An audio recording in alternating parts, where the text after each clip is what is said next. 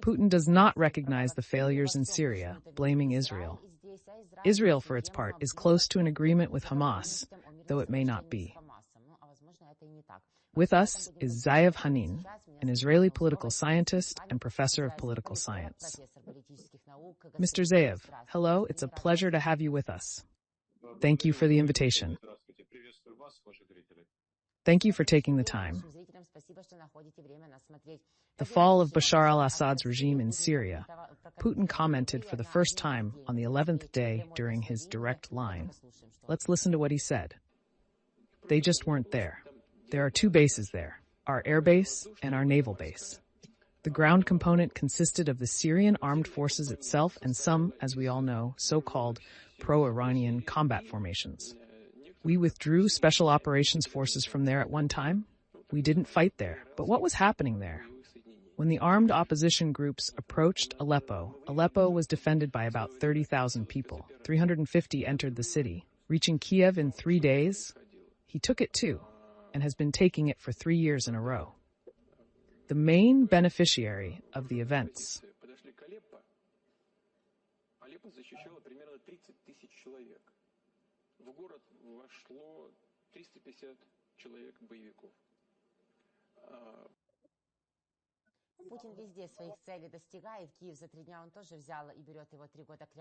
in Syria, according to Russia, is Israel.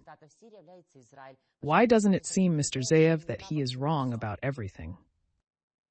Historically, although Putin probably thinks he's always right, the information itself is correct.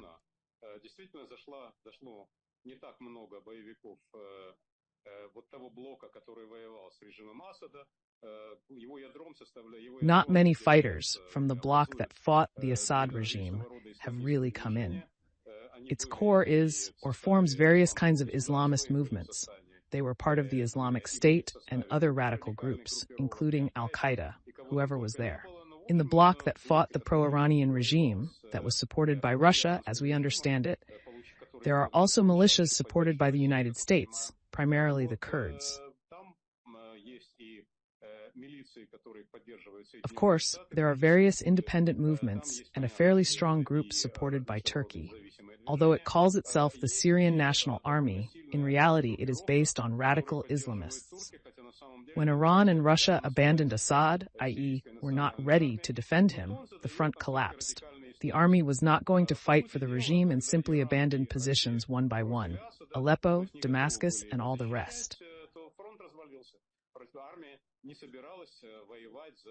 There is very little left of Aleppo.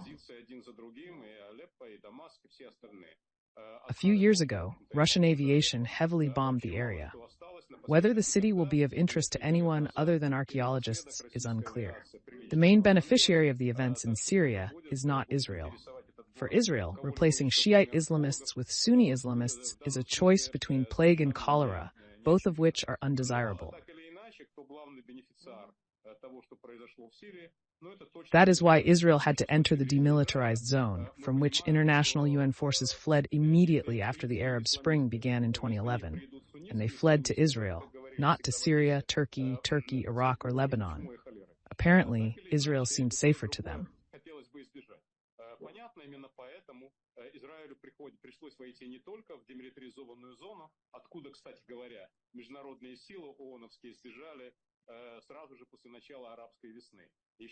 Then there were certain agreements, according to which Russia did not interfere in Israel's actions to suppress Iran's activities, so that Iran would not deploy another anti-Israeli front on Israel's northeastern borders. At the same time, Israel, while conducting operations there, or those attributed to its air force, effectively destroyed transports with arms supplies to the Lebanese Hezbollah, weapons production systems, including chemical weapons, in the development of which Iran was involved. Russia did not prevent these actions, but Israel refrained from operations that could harm the Russian contingent. As of today, all of this is in the past. It is historical folklore. Turkey remains the main beneficiary. In this situation, of course, Israel is not interested in annexing new territories. предпринимал тот же Иран и так далее. При этом Россия не мешает, но при этом Израиль воздерживается от действий, которые могли бы нанести ущерб российскому контингенту. На сегодняшний день все это, как мы понимаем, является историей в прошлом. Это уже, так сказать, исторический фольклор по-настоящему, а главным бенефициаром остается, понятно. Although it is clear that where the Israeli troops are now is the Syrian part of Hermon, a high mountain that is higher than the Israeli part of Hermon in the Golan Heights. From it, the entire north of Israel is perfectly visible, and what is viewed is also shot at, as you understand.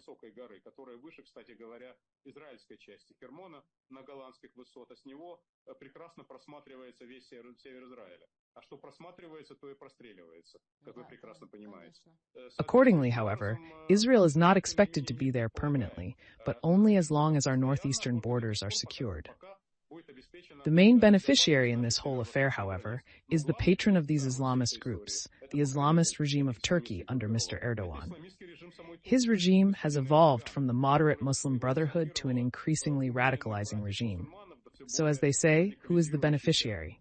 I think Vladimir Vladimirovich is offended that it's not him. As they say, they have been getting their dividends there for years, but time is running out. He himself has not helped Assad in any way, for there is nothing to do. All his troops are busy.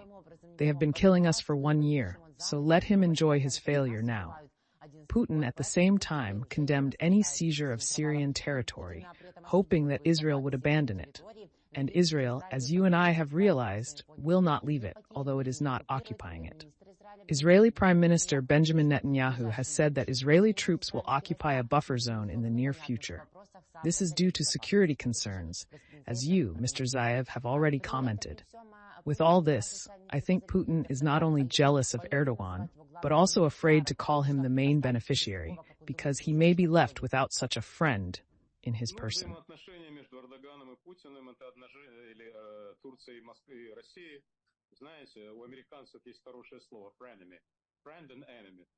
The relationship between Erdogan and Putin can be described by the words, with such friends, you don't need enemies. Russia-Turkey relations have experienced ups and downs. Today, Moscow needs Erdogan's support to maintain its influence in Turkey, especially in the Taurus naval port. Хотели бы остаться, сохранить свое влияние в Турции. Прежде всего, их интересуют те два порта, или прежде всего Таурус, тот военно-морской порт, за который они надеются уцепиться. It is Erdogan who is currently the main mediator between the new regime, the new government, the quasi-Islamist one. Why quasi? It is exactly Islamist, but with certain additional elements added. Remember the first Bolshevik government in Soviet Russia? It too included the left SRs and someone else. True, they were gotten rid of pretty quickly. We assume that exactly the same thing will happen here, and quite soon. The leaders of the current government claim that they are satisfied with socialism in one country. In this case, Islamism in one country. They don't want to go to war with Israel, they don't plan a march on Jerusalem, and they don't declare a worldwide jihad either. Maybe someday later. But for now, they only ask that Israel not prevent them from getting stronger. Someone is buying the idea.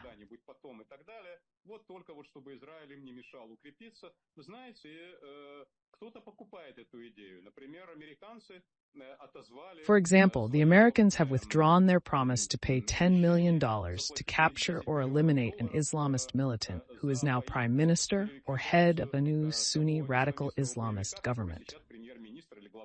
Этого самого нового суннитского радикально-исламистского правительства.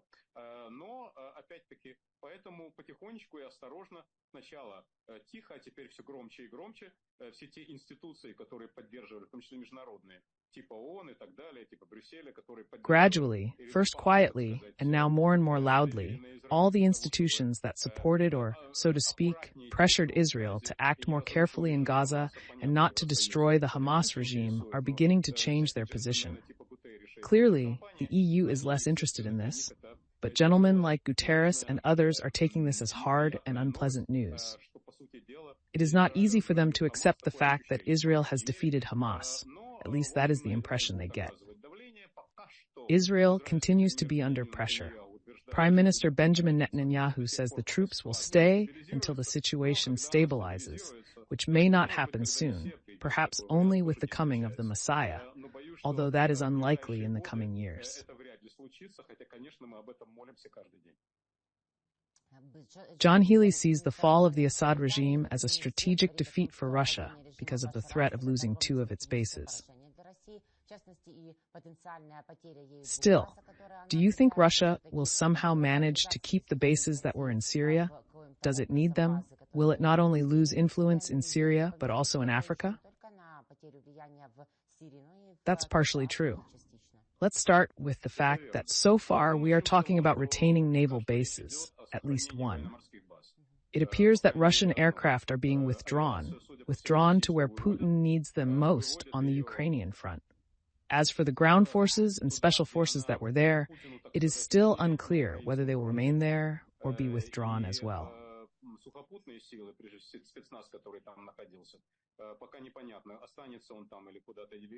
Part of the Navy is being moved to Libya, which means Russia is not withdrawing from the Middle East.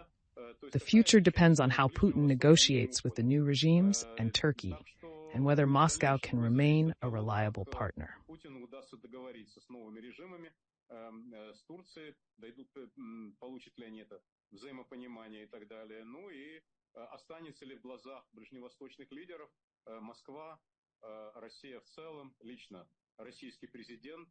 The first 2 points are in doubt, and the third is very much in doubt. Very interesting for us, but nothing is clear for Russia itself yet. To what extent will the loss of influence in African zones be fraught with the loss of bases in Syria, if it does happen?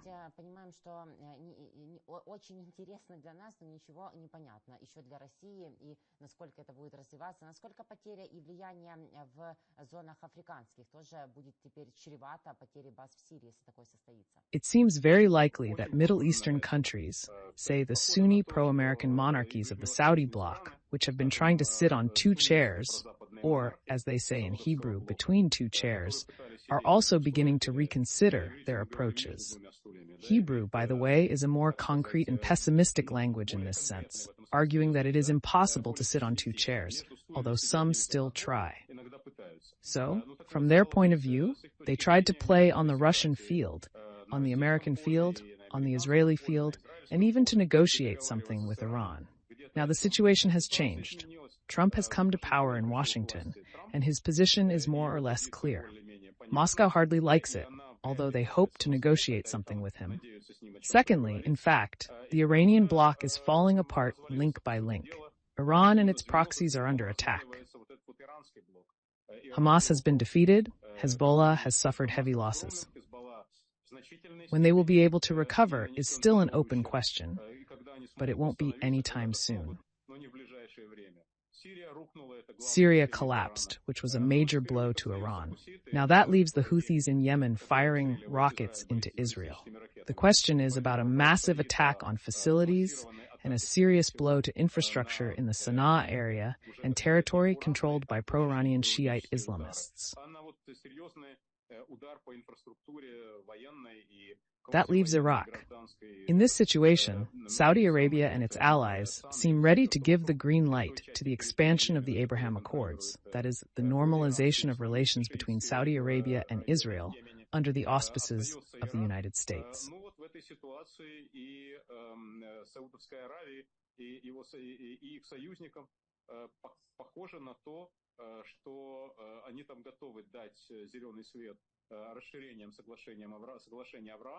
Unlike the outgoing administration, the new administration has reaffirmed its commitment to the security of the Persian Gulf monarchies.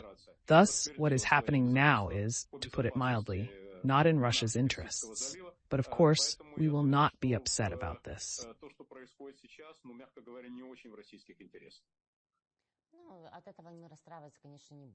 The BBC is reporting that talks between Israel and Hamas. The ceasefire is 90% complete, but the issue of Israel's military presence in the Philadelphia corridor remains unresolved.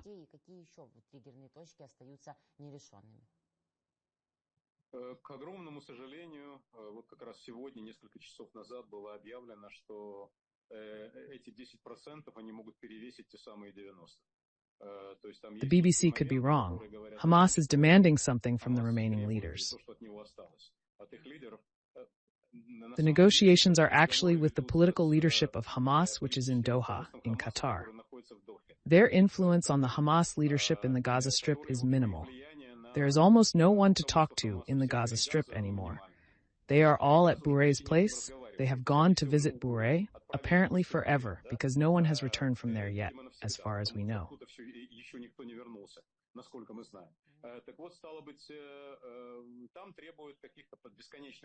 So they are demanding some kind of endless guarantees from the Americans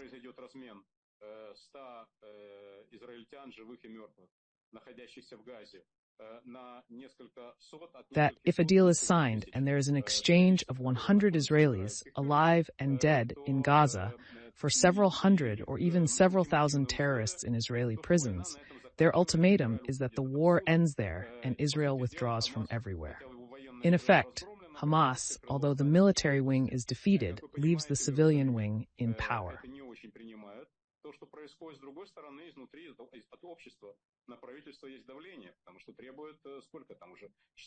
As you understand, this is not very well received in Jerusalem, especially since there is pressure on the government from within society. They are demanding, as they have been for almost 400 days now, the release of people, our hostages, who are dying there every day. They are being killed there almost every day. So it is clear that the government is in a difficult dilemma.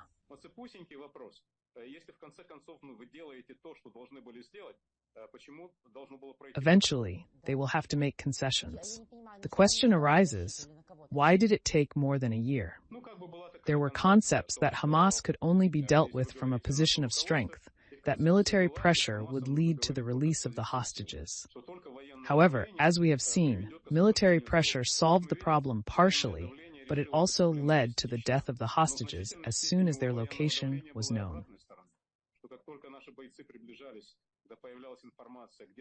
So as you can see, talking, well, what can we do? It's the cost of war is not about us. It's not about Israeli society. Here, human life is priceless. I think Ukrainians understand this more than understand it. So there is no good solution in this situation. There is a bad and very bad solution.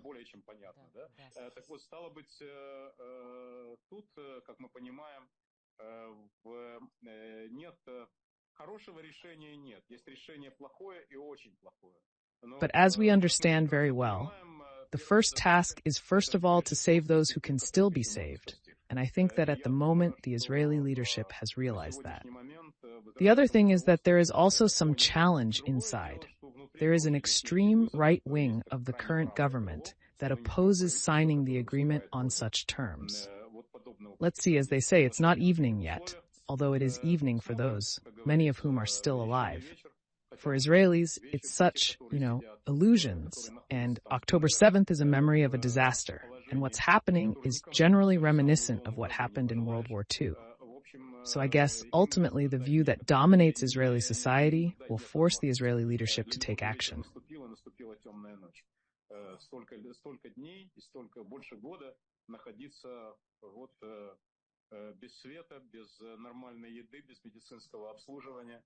Испытывать бесконечные издевательства, а многих из них еще и не оставляют живых.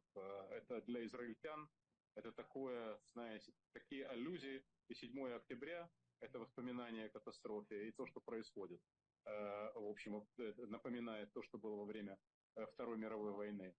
Так что я полагаю, в конечном итоге, то мнение, которое доминирует в израильском обществе, оно вынудит израильское руководство предпринимать соответствующие усилия. As you see it, Mr. Zeev, Trump may have some impact after his inauguration, and how?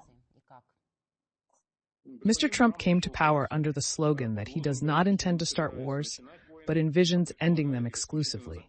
Moreover, he believes that 2 unnecessary wars for America should be ended before his inauguration. War in Ukraine, war in the Middle East. Trump thinks it will be easier in the Middle East. Convincing Zelensky to make concessions will be more difficult. The U.S. plan calls for a ceasefire and a division of troops along the front lines. which would leave 20% of Ukraine under Russian control, although no one recognizes this. Even that is not enough for Putin. Trump will have a hard time implementing this plan. In the Middle East, it will be hard for Netanyahu to say no, since releasing the hostages means the end of the war for him. Что касается Ближнего Востока, то Нетаньяху ему будет довольно сложно сказать «нет». На этом этапе, с его точки зрения, освобождение заложников будет означать конец войны. Whether this means a withdrawal of Israeli troops from Gaza remains to be seen. The official statement of our Prime Minister is that Israel will not withdraw from there until Hamas is destroyed. But if when that happens, it will take time.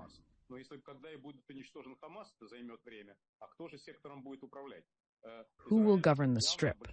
Israel is obviously not ready to go back there, while there is also a view that there will be something else instead of Palestinian autonomy. That is one big anecdote. Whether NATO, the European Union, or the Saudi bloc will pull up remains to be seen. We sit and choose. And while our hostages are suffering, I think Trump is right. We need to save people first, and then we will see. This is unequivocal, because human life and rights are the greatest value in all possible deals, discussions, bargaining, seeking allies or enemies. We have to think about it first and foremost. Poland says it will honor the International Criminal Court's arrest warrant for Netanyahu if he comes to the anniversary of the liberation of the Auschwitz concentration camp. This decision by Poland is a bit controversial, to say the least. The question remains, is it true? It's a bit problematic, to put it mildly. It is clear that on the one hand, the signatory countries must abide by the decisions of the International Criminal Court, regardless of what considerations, legal or anti-Semitic, guided them. Many of the institutions created after World War II to ensure that never again, that genocide, anti-Semitism, gas chambers, terror would not happen again, have now become their opposite. Nevertheless, these countries are in a dilemma, including countries that support Israel, such as Britain, Germany, Italy, France. Но так или иначе, они находятся перед дилеммой, эти страны, да, в том числе и страны, которые вполне себе видят... They say that they will not honor this agreement, but they will find a way to solve the problem without directly opposing the decision of the International Criminal Court in The Hague. Poland, by the way, has a complicated relationship with Israel. Although Israel is a de facto member of the Visegrad Group, relations between Warsaw and Jerusalem have not been at their best lately. Anyway, I think that attempts are now being made to resolve this problem. Denying the Israeli Prime Minister a visit to the Auschwitz memorial ceremony would be an international scandal that would not be good for Poland. I cannot disagree that the Russian Orthodox Church in Ukraine was initiated by ethnic Jews, as Putin says. Я думаю, что именно сейчас предпринимаются попытки решить эту самую проблему, иначе отказать в визите премьер-министру еврейского государства на церемонию памяти жертв Аушвица, это будет большой международный скандал, который Польше на пользу не пойдет. Абсолютно. Не могу не согласиться. Запрет деятельности Русской Православной Церкви в Украине был инициирован этническими евреями. Это Путин так говорит. His anti-Semitism has no boundary or conscience at all. Has it been theorized that Mr. Putin is not an anti-Semite? We said, sure, he's 1, 2, 3, but Putin is not anti-Semitic.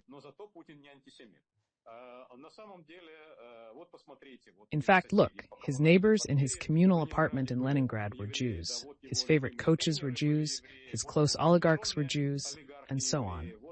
Vladimir Vladimirovich is a man, how should I say it, an experienced and subtle politician, and he can be Semitic and anti-Semitic at any given moment.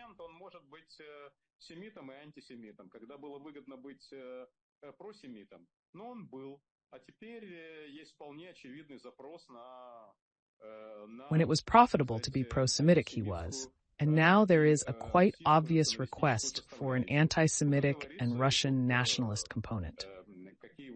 As they say, what messages go, there are first messages that go from the Kremlin to society, and then, accordingly, boomerang from society. As of today, let's say it's only been a few months. It's been a year since the war started here in the Middle East and Israel on public opinion. Look at, say, the Levada question. They show that Israel, a country that Russia thought was close, friendly, or neutral, is becoming a hostile country. And where there is Israel, there are Jews. Here is the result. Everything is clear and logical. He thinks that he can somehow be between the drops, but it is unlikely to work out. Everything is obvious and clear. Так, но думает он, что он может как-то между капельками, но это уже вряд ли получится. Всем все очевидно и понятно. Господин Zeev, спасибо вам огромное за понятные, интересные объяснения, за ваши профессиональные комментарии. Mr. Zeev, thank you. See you again. Irina, have a good day. Goodbye. Thank you. Zeev Hanin, Israeli political scientist, professor of political science, was with me, Irina Uzlova. Friends, thank you for spending this time with us. Subscribe to YouTube 24. Leave your comments. Take care. Believe in the armed forces of Ukraine. See you. We will